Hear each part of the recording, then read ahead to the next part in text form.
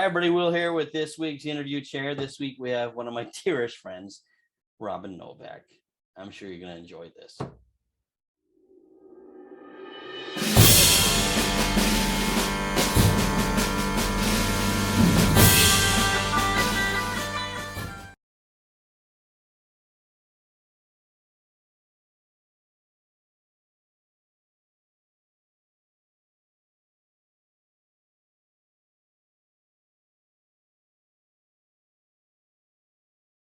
Hi, everybody. Will here with this week's interview chair. And this week we have my dear friend, Robin Novack. Hi, Robin. How are you? I will. I'm good. How are you? I'm good. You look so pretty this morning. Look at you. Thank you very much. Thanks I for got all giving us dressed up for you. I even put makeup on for you. Oh, wow. I didn't do anything.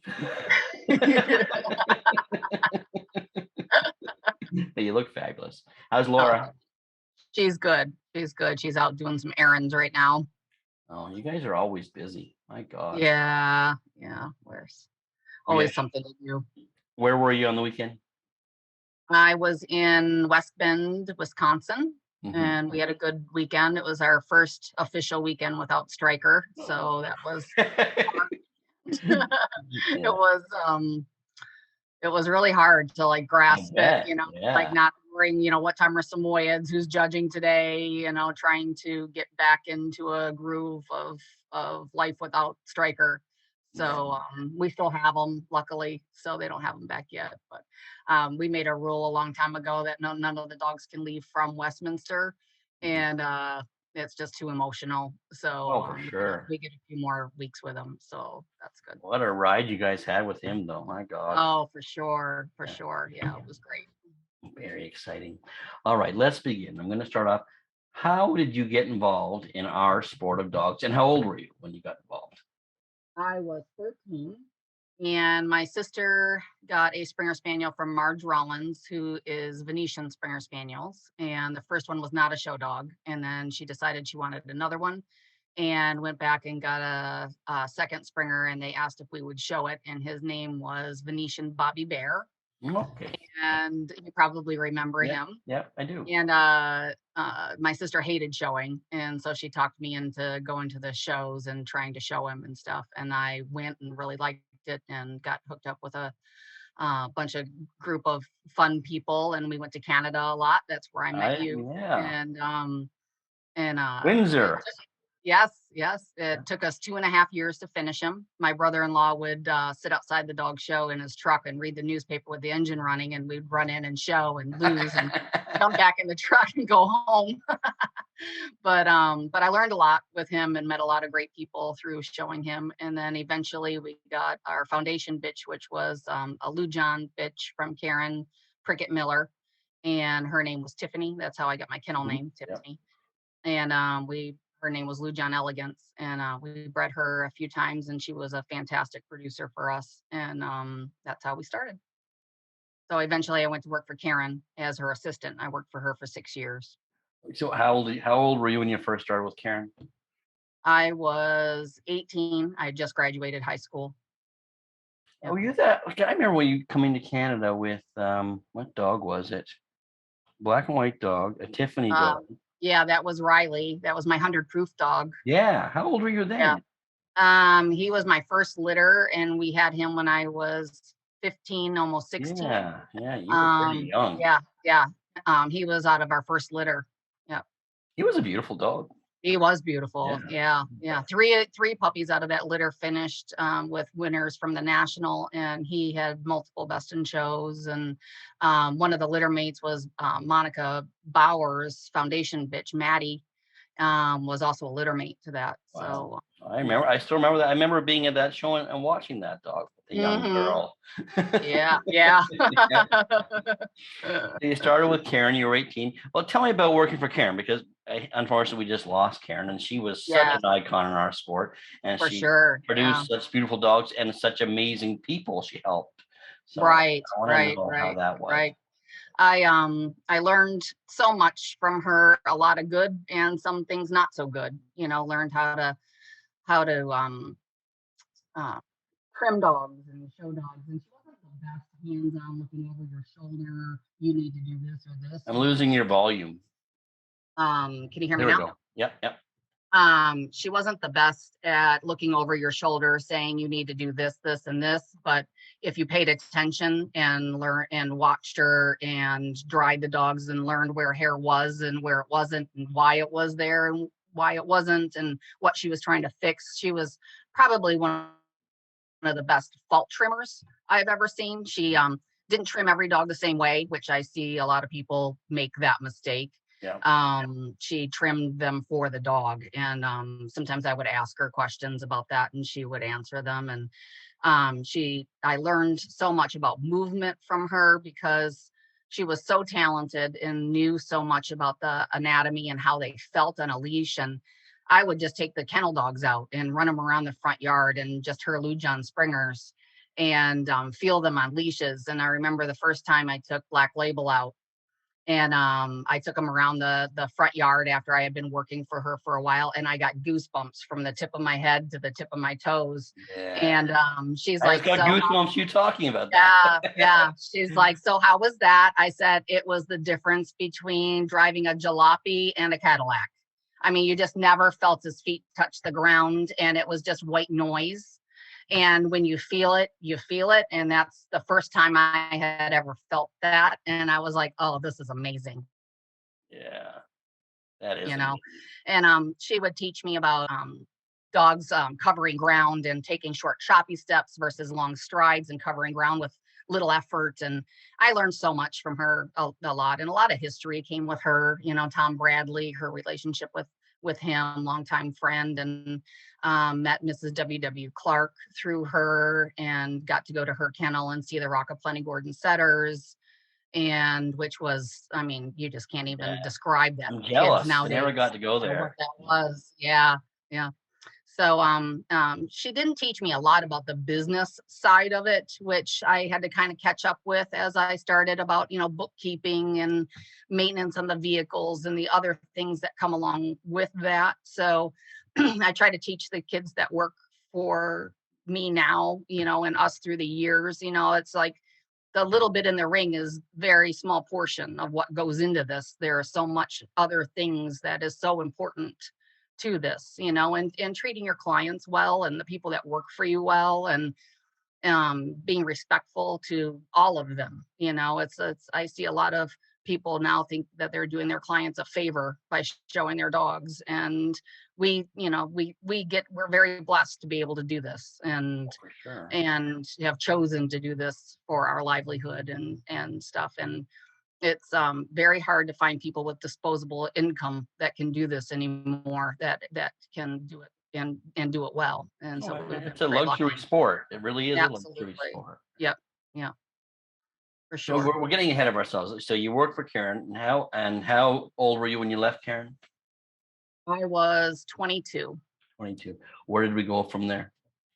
My parents got their retirement house in Jackson, Michigan, and they knew that that's what I wanted to do for a living. So they bought that house with me in mind, and had some property and stuff. So they helped me with that. And so we turned that into a kennel. And then I started showing dogs on my own.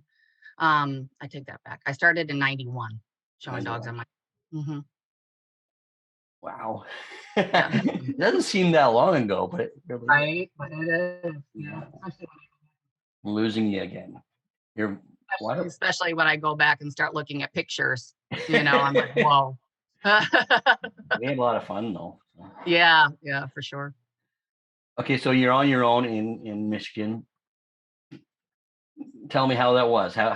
Who was your first major client? Your first major dog? Well, I was really scared to go on my own. Very nervous about doing that, you know. And at the time, George and Marianne were Alston were getting ready to retire, and Dolores was one of my very closest friends, Dolores Strang, who was the original Telltale. And she came to me and said, George and Marianne are getting ready to retire. We would like you to show our dogs when you're ready to go on your own. And that gave me enough confidence to say, okay, well, at least I'll have one paying client. So I worked up the courage to tell Karen that I was leaving, and they were my very first clients. And so we had a long relationship after that. Carmen Bursey was one of my very first clients. She had Sandy Hill Springers. Steve showed for her as well some. So anyways, that's how I started. That's a good start.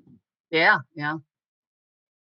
So what was the first major dog? What was your first major dog that the first one that I want to stomach when you were showing? Yeah, the first one that I had that I did best in show winning with was, his name was Champion Telltale Eclipse. And he was a fun dog. He was a great show dog. I remember him. Yes. Yeah. And then I also showed for Joanne Davis, who had Canterbury English Cockers, and got some beautiful dogs from her to show, and was very blessed for a long time to show dogs for her. And I had Sandman was one of my first English Cockers that did a lot of winning. Yep. So that was a lot of fun too. I hate to say it, I'd walk by your setup in Michigan and there'd be tables of Springers and English Cockers, and I would just leave. I remember not hanging around.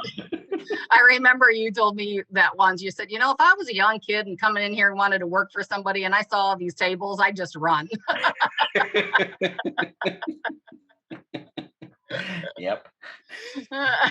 But it was always fun to watch you go through it. Yeah, I learned a lot. And you had some good assistants too over there. Oh, absolutely. Yes. I've been, oh my God, we in general have been so lucky with the people that have worked for us. Megan Olfers worked for me for a long time, and Stacy Schneider worked for me some. Angie Lloyd worked for me a couple summers. Tony Vaca worked for me for a long time. And then we've had Alex, of course, since Laura and I have been together. So we've been very, very lucky. When did you guys join businesses? I forget what year that was. We got together in 2010. 2010? Yep. We have been good friends for a long time. Yep. And when did you become Daybreak Kennels? Well, not long after we started dating, I moved in here. I still have my house in Jackson, but it's better for the dogs here. There's more room for them here and stuff. And so then we just kind of worked together, out of the kennel together after that for a little while. Okay, I'm going to go back a bit. Tell me about, obviously Karen was one of your major mentors. Who else had been a mentor in your life? Oh, so many people. I'm a people watcher, and I love to do what you do, the interviewing and asking people questions and watching people and stuff. But Mark and Bonnie, I grew up watching them, and Bonnie's been a big influence. She probably doesn't even know that, but watching her show dogs and trim dogs and stuff, I learned a lot from. Ken and Virginia Murray were in my area a lot. I learned a lot from them. I learned a lot from you, watching you and the condition of your dogs and taking care of them. And I really like to focus not only on the people that are really good at their job, but are good people too.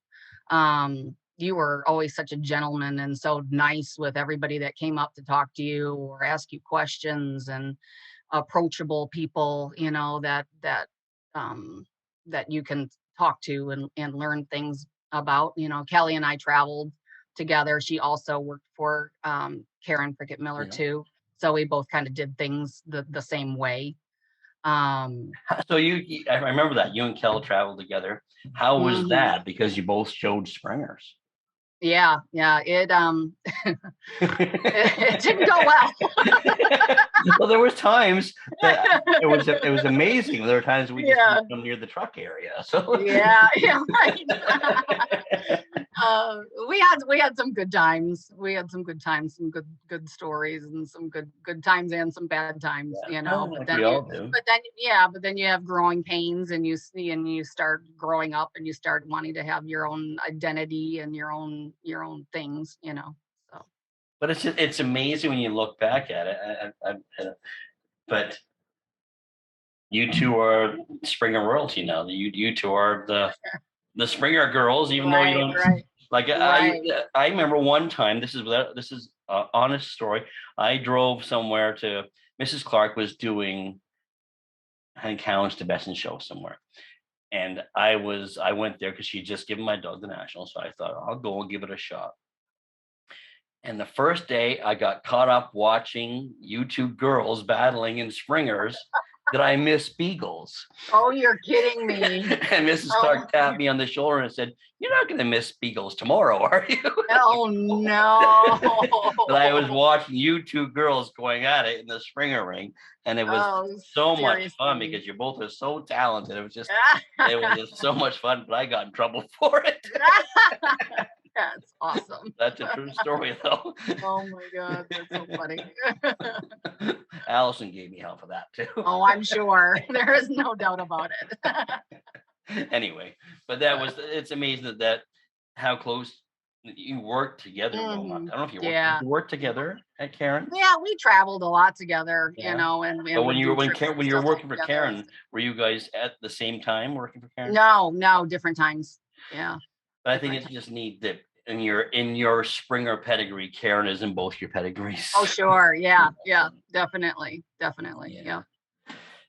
Anyway, I learned a lot from Scott, working, with him, and going to the kennel and just learning some things about other breeds. And it's just really good to talk to other people because you don't, at the end of the day, you don't always have to do things the same way, but you can pick tips up and learn things from everybody. Everybody has something to offer. I agree. Over the years, you've seen a bunch of dogs, not including dogs that are being campaigned right now. But what dogs have you stored in your memory banks over the years that you rely on, or that you think back on fondly, that you weren't your own, that you saw other people showing, or you saw in the rings or anywhere? Yeah. So many. Robert was one of my favorite dogs to watch him in the ring with Mark. Mine as well. They had a great rapport together, One of my very favorite dogs of all time is Take No Prisoners, the Malamute of Sandy DeAndrea's. That's my very favorite dog of all time. Wow. Great Miami, the Gordon Setter. Oh yeah. Growing up. Yes, with Kathy Prickett showing him. And I always just remember being in awe of him. And when I think of a Gordon Setter, that's what I think of to this day. I remember I got to see Manhattan. When I worked for Karen, we showed Black Label at the same time as Jimmy had had Manhattan out. So I got to see him. He was an incredible dog to watch. So there's been a lot. Kryptonite, the Doberman, he was a lot of fun. Yeah, it's fun to think, and you look back at those dogs, and it's almost like when an old song comes on the radio, that thinking about that dog brings back that time as well. That's how I. Oh, sure. Yeah. And then sometimes I laughed about it with the kids because we'll get into conversations about what was your favorite, whatever it is, and we'll have it etched in our memory, and then we'll see a picture, and you're like, that's not how I remember this. I know. So sometimes it's just better just to have it in your mind and not actually bring it back up again. That is so true. But times change and everything evolves. I'm afraid things have evolved, and we've all evolved. Like I look at even Adam now, and he's evolved from what I've taught him. It's just everybody evolves. Oh, sure. Oh, sure. Yeah. But we wouldn't be there. Like if it wasn't for me standing in awe of George and Marquis when I was a kid, I wouldn't have carried on. And just a big evolution. So. Yeah, absolutely. But what you did have is the passion to see it through, and there is so much. You had to teach yourself a lot too, because you took the time to go and watch, and you probably stalked them at the rings and watched how we showed the dog, and you learn a lot, not only just in the breeds that you have to show, but watching other people show the dogs and, why are they doing that or whatever. And it's not just about putting your hours in at the end of the day and walking out of the kennel or walking out of the dog show. When you have a few minutes, I love to go and watch other breeds compete against each other, So, what's next? I know Striker just went away or is retired now. What's waiting? Do we have anything waiting that's exciting? Yeah, I have a young dog that I'm gonna start next year. Dog that we bred. So, and we haven't been able to do exciting. that. Yeah, we haven't done that in a few years. So I'm excited about that. So he finished at all specialty shows. His name is Telltale Bohemian Rhapsody. Oh, that's so cool too. yeah. Well, that'll be exciting. Hopefully that'll be fun. Yeah, I'm sure it will be. You both have such eyes, and I'm sure you're not going to be far wrong on anything. So, so what's going to happen? Is judging in your landscape? I would love to judge. Yeah, and I am really appreciative of the fact that Tim Thomas and some people at the AKC are trying to make it a little easier for handlers to get their judging license. I think we've been missing that a lot in our sport. I think we've lost a lot of handlers that have not become judges and have a lot to offer by not being able to make it very easy for them to get their judging license. It's hard for us to stop showing dogs not have an income and put a bunch of money into getting a couple of groups, and that they're working on that is very refreshing. And I'm looking forward to seeing how they work that all out. But I would love to be a judge and judge some things. I think it's very interesting, and it's hard. It's a lot harder than people think it is. Would you have if you were, well, it looks like you're going to go that way, any mentors in the judging world that you look up to that you would ask? Oh yeah. Yeah, a lot. Most of my more favorite people are a lot Canadians, Jenny Line and Jim Reynolds and John Reeves Newson, and so many of them that I really appreciate them. And I have a lot here that I love too. I love watching judging and stuff like that. So. Oh, that's good. What else? Any superstitions you have, Bravo, when you're in the ring?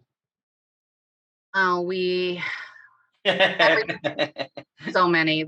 Laura actually laughed the first day that she did our schedule for last weekend. We've had the same envelope that we've put all of the ribbons and the schedules in since we started Striker, like when he really started doing a lot of winning. So it was taped together and all falling apart. And she used the same pen and she used, it was the same steps that she went through every week to do the schedule. So she's like, oh my God, it was so weird to not have to use the same pen and the same schedule.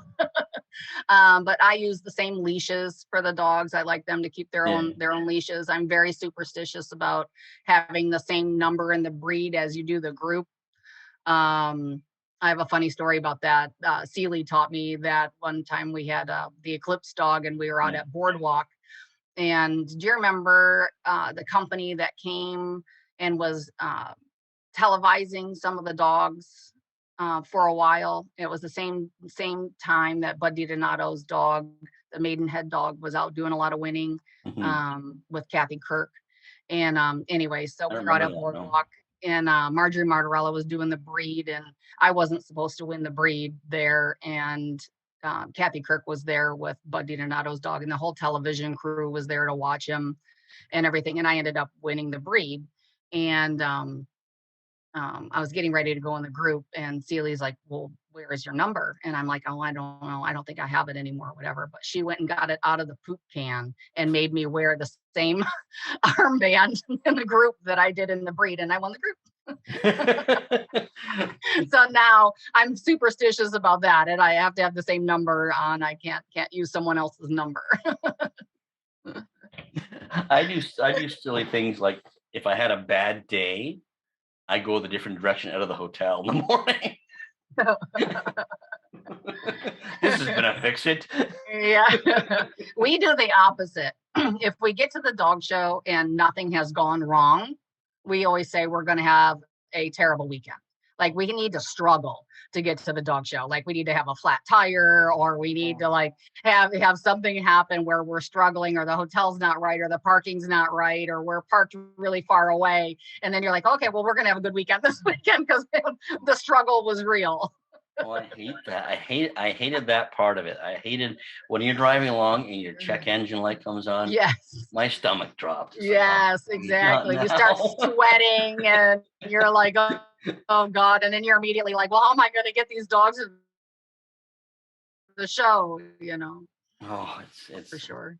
I just drove to Colorado, and then part way there, my check engine light went on, and Oh God. luckily it's probably just a sensor got wet. But you know how you the whole Yes. time I'm turning up the radio. I want to put a piece of Yeah. duct tape over it so I don't have to see it. Just keep going. Well, just keep La going. la la la. Nothing to see here. You're driving through each state. Think, who do I know in this state? Okay. Exactly. Life on the road. Right. Right. What advice if there was a young person that came up to you now and they wanted to be a handler in this new world of ours? What advice would you give them? I think it's really important to get an education. I did not go to college, but I think it's super important to have something to fall back on if something happens. This is so physical, and we are so beholden to our bodies, and anything can happen at any time, or you don't ever know what's going to happen. You could have an accident of some kind, God forbid, but get an education, have something you can fall back on. And a lot of educations and going to college teaches you about doing this, learning how to talk to people, learning how to treat people, business management. All of those things are all things that you learn going to college as well. um, Also, I think working hard, staying off your cell phone. I see so many young kids, and they're just, something exciting is going on in the ring, and they have their heads down and buried in their phone. Be Right. present, look around, and not only just at the judging and watching the judging that's going on, but talking physically face to face to people. You can learn so much about doing this than that you're not going to read on Facebook, you Right. know, and staying out of the drama of that kind of stuff, and the gossip, and the mean spirited things that go on. Try to be positive and help people. And I think that's some of the things that's missing today is the going out to dinner at the end of the day, and sitting around with a big group of people, which is one of my favorite things to do around where we live. We have a lot of close friends that we hang out with and do dinner with and stuff. And we'll be sitting around in a giant circle, and everybody will be telling great stories and stuff. And it makes me crazy when I look over and somebody that's working for me is completely tuned out, not paying any attention to anything that we're saying, and they're on their phone. I'm like, you are not going to get an opportunity like this. You're not going to be able to hear some of these stories and some of these experiences that people have. And that's education too. It's a whole another side of it. I remember just sitting around the old bench shows and just listening to everybody talk, just listening to talk. And I'd be worried that I'd be annoying them, but they didn't even know I was there. Yeah, right. Yeah. I was a kid, the sports show we would have, well, Pete would come, Tommy would come, Bobby Barlow would come, and it was amazing. Just sit there And and aren't listen to those them. fabulous memories that you have? And you probably still remember some of those Oh, I stories. do. I remember following Bobby he was carrying dog dishes. And I was going to watch Bobby Barlow wash dog dishes. I didn't think he'd wash his own dog dishes, but he did. Yeah. Sorry, I cut you off. Yep, Go on. But that's what I feel is missing today, is that part of it. But then I see a lot of young kids growing up now that are doing a really good job, of working hard and learning things and stuff. And so it's When you important. first wanted to work for Karen, how did you approach that? Did you just go ask her, or Well, I had worked for her a couple of summers. I'm losing you again? I had worked for her a couple of Yeah. summers, and we had gotten Tiffany from her by that point in time. And my sister had also worked for Mickey Prickett at that Oh, time, as his vet assistant when he had his vet clinic. So that's how I kind of got to have a relationship with them while I was waiting for Tiffany from them. And I worked for her for a couple of summers, and then told her that I would like to come and work for her, that I wanted to be a handler. And so as soon as I graduated high school, then I went to work for her. So as a handler, and you're looking across the dog shows, do you ever focus in on when you see a young person working really hard and wanting to be somebody? Have you ever approached that person about working for you? Oh, sure.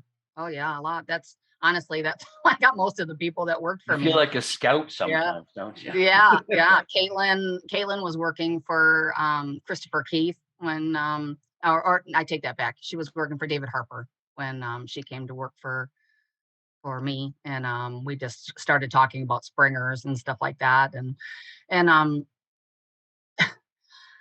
I have a philosophy is that I'm not afraid to be told no. So I'll ask anybody anything, if they want to, I'm not afraid to be told no. So if What's the worst thing, right? No. yeah, if somebody's doing a good job, and I like how they handle the dogs, and they're nice to the dogs, and they're doing a nice job, I won't hesitate. I'll try not to make somebody angry, but if it's somebody that I think is doing a good job, and I also, even if it's not anybody that I think needs to come and work for me, just to give them an attaboy, that goes a long way when, this is a hard life, what we choose to do, and long hours and A lot of and things they up do go early unappreciated. yes, absolutely. So even if it's not anybody that I want to come work for me, but that I just want them to know that they're doing a good job, it's just, you do a beautiful job, and and I remember those compliments also when I worked, for Karen and stuff, and that put a little pep in your step during the day. It's Most nice to hear. definitely.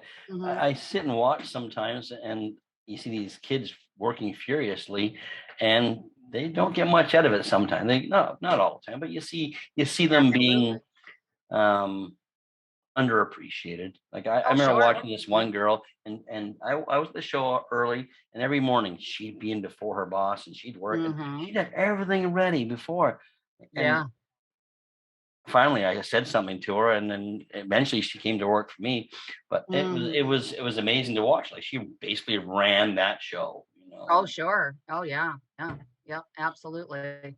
And it's and some days they don't even get to show a dog, Right. depending on the schedule. They're just doing just the grunt work, and but that's so important. We wouldn't be able to do what we do, and the dogs wouldn't look the way they do and perform the way they did. It's not only just physical and the condition of them, their coat and muscle and everything, but they have to be mentally happy too. And if they're not, especially, I mean, so many of the breeds are so different mentally and how they need to be handled, and learning what dogs need, different things that makes them happy, and figuring that out and being able to have those assistants that are willing to figure that out, and make them so that they are happy as well as physically fit. Yeah. I always liked having them too. When I was working in the kennel and getting ready for something like, say, the National or the Garden or whatnot, sometimes I would overdo things, and I always had it. Well, Yvonne comes to mind because I'd be trimming away, and she would just say, "Okay, stop now. Yeah. just stop now." I always get in trouble when I take one dog, and by the end of the weekend, they're like really trimmed because you don't have anything else to do. You just have the one dog to focus over. So, so what you start with is not what you bring home at the end of the weekend, and you're like, oh, okay, I need more to do. That reminds me of a story. Kenny Wall and I went to Florida, and we each had about 5 or 6 dogs. We had this one Bichon dog, so we would help each other. We were young, right? By the time the Bichon went home, he finished, but his legs were like we trimmed the heck out of it. Oh yeah, that looks great. Keep going. Sometimes less is more. Yeah. But that's so Oh, funny. all right. I won't keep you. I have one more question. Yeah. If you were to meet the 20-year-old Robin, is there any advice you'd give her now? I think that I would have at least taken some business classes, to at least, get a really good friend that's a financial advisor or something that somebody that can teach you to be good with your money, and um, learning, what's important. It's everybody always wants the next great thing, but it's super important to be able to have a nest egg too at the end of the Right. day. I was really worried about a lot of people through the whole pandemic, and a lot of people made it through it really well, but you never know when something like that is going to happen. Oh, Um, exactly. so I wish I would have done that. And I think that, um, God, I just wish that I had known then what I know today about just being. Boris Pagan is doing a book, and so I had to go through and look through a lot of old pictures and stuff. And sometimes you like are missing decades. What was I even showing in my 30s? And you start looking through these pictures, and it's so important to just be present, and enjoy what you're doing today. And in my 30s, you're so physically fit, and you're have a lot of dogs to show, and it's everything that you wanted your whole life, and you have to be able to enjoy it. And it's not so important to not miss a dog show. You have to also enjoy who you are and what you're doing at the time, and the people in your life around it. A lot of relationships, not only with your family, is so important. They're not going to be there forever. So take that, and enjoy it, and make some memories and some things with that, because before you know it, they're not there anymore. So Yeah, that would have do been that. really good advice for me, for anybody. That's great, Robin. You Hmm. gave me Yeah. goosebumps again. Yes. Yeah. It's Yeah, true, for though. sure. Very true Yeah. what you just said. Yeah. You'll never get to the end of it and be like, oh God, I spent too much time with my family, or I spent too much time with my mom and dad. And you never know what's going to happen, that they wake up one day and they're not physically able to make memories or go on vacation, or do some trips together. And while you have them, you need to do that. Very It's important. true. And just being present, like when you said that, that's just so true, because I think back on some of the years we're showing the dogs, and unless I really focus on it, I forgotten how enjoyable Yeah. some of that time was with Yeah. people and Oh, time with sure. dogs, Yeah. Yeah. And the new crying. relationships, you meet people through different dogs, and we have a lot of dog show family too that I really enjoy spending time with and stuff. And then not only just at dog shows, but trying to have a relationship outside of dogs. We have a lot of close friends that we vacation with and do things with. And it's something that I constantly fight and struggle with myself even today. Just being present and appreciative of what I have, instead of always wanting to work more to have more money to buy the whatever. I'm fine. We don't need anything more than what we have. We have a roof over our head. We know where our next meal is coming from. We have a vehicle, and just being able to enjoy today, just be where you are today, and just being able to sit back and breathe. And we're good. Like life is good, and enjoy it, because you never know. Yeah, well, that's a great attitude, Robin. You made me feel good. Just kidding. Love you, Will. I love you too. Thanks for doing this for me. I really You appreciate are it. very welcome. I And love what you do. I'm sure I'll see you somewhere down the road. We always cross Yeah, paths somewhere. So I'm sure. Good to see you. Take good to care. see you. Bye, honey. Bye. Thanks, Robin. That was great. If you like what we're doing here, make sure you press the like, share, and subscribe button. If you want to get a hold of me, get a hold of me at dogshowtips@gmail.com. Or if you just want to find out what's happening in Will's world, go to willalexander.net. And don't forget about the dog show drive every Thursday with myself and Wayne Kavanaugh. Take care, guys. Bye-bye.